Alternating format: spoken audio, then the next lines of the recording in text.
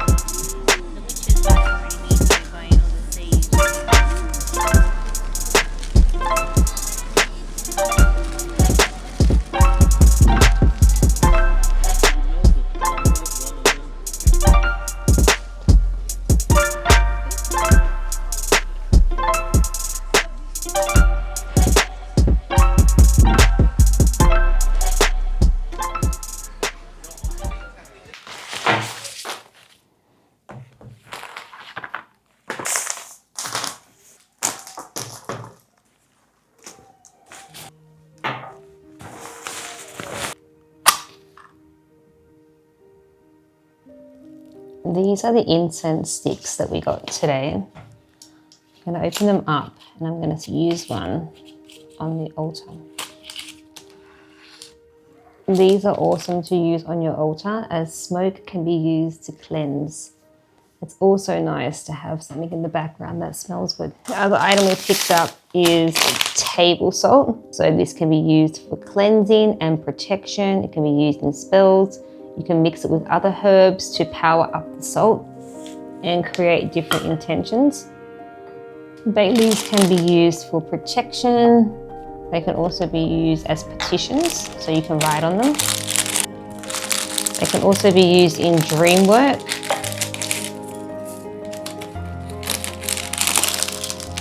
And in friendship and luck spells. The other item we got today is white candles. White candles can be used as a substitute for other colored candles. Any other candle can be substituted with white candles. The other item we got today, although not completely necessary, is a candle holder. This is great because it looks nice on the altar and it's also a safe way to put the candle up. And it looks very nice as well. A small notebook to record anything that you want related to your craft. So the meaning of herbs, the meaning of crystals, what moon cycle you're in, any spells or rituals that you create. And I also got a nice pen. This pen should only be used for your spell writing and nothing else to keep the energy clean. When you start your Book of Shadows, it's always nice to write down your name and the date in the front of the book so you always remember when you started it. The last item that we picked up today was these mini glass jars. Now these are really good because you can use them for many different things, such as storing herbs. You can also use them to create potions, oils, or protection jars. And today I'm going to show you how to create a protection jar using the ingredients that we sourced.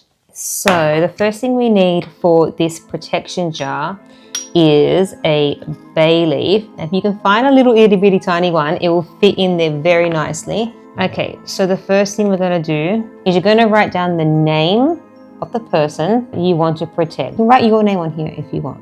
And then what you're going to do is you're going to do 3 circles around the name. 1, 2,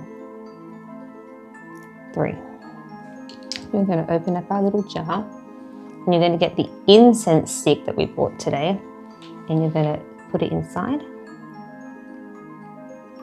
to give it a good cleanse. It's okay if the ash falls inside, that's no problem. I'm going to put it inside the jar like that. And then we're going to get our salt. I'm going to fill this jar up with salt. I'm going to fill it up with pretty much to the top. The salt is going to protect the person whose name you wrote on the bay leaf. A little bit more.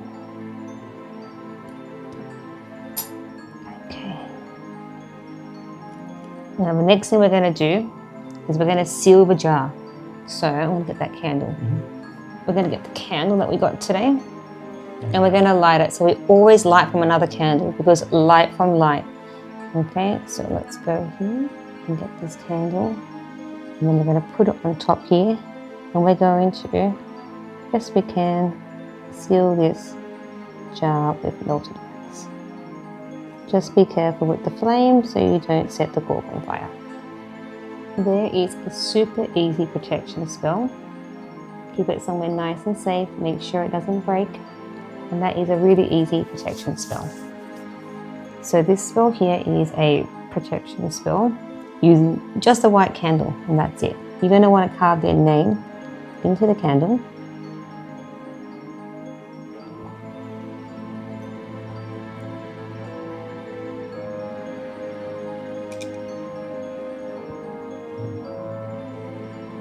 Light the candle, and as you're lighting the candle, you're going to be saying, protect this person, protect this person, protect this person, and keep that in your mind as you light the candle. And we're going to try and let the candle burn till it at least goes past the person's name. And after you're finished burning the candle, you can bury it. And that is a super easy protection spell.